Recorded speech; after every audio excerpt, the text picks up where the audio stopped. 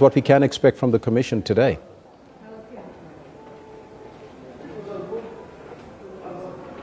Thanks for joining us here at the Arms Procurement Commission hearings in Pretoria.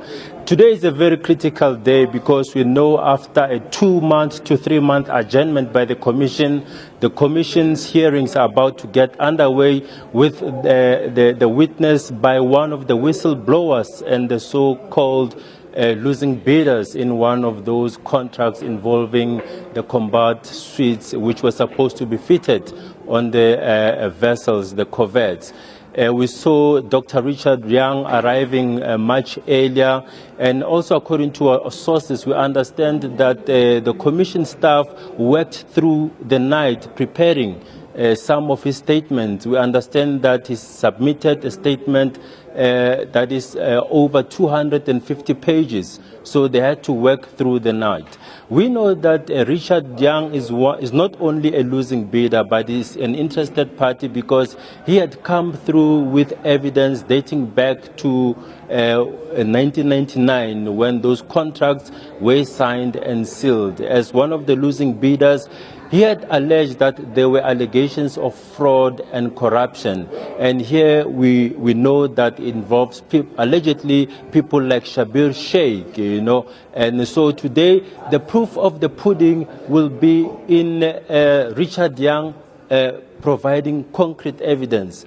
Because what has been the common feature of this hearing is that most of the people have come here to testify, but when they were put in a tight spot to provide concrete evidence, it's been very difficult. So today it remains to be seen whether Richard Young will be able to provide that paper trail so as to say so and so received so much in bribery, and this is the proof that I have in form of documents. What time is the Commission about to commence, Njanji?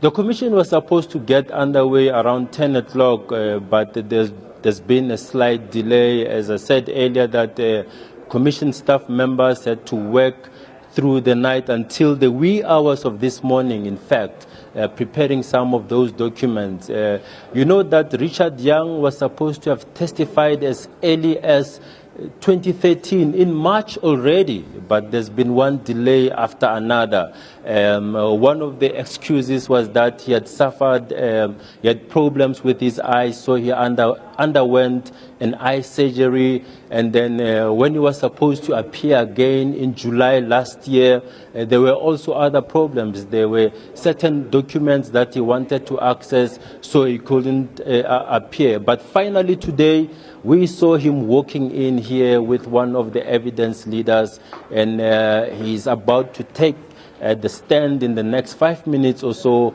and he will be able to tell South Africa what kind of evidence of fraud and corruption that he has.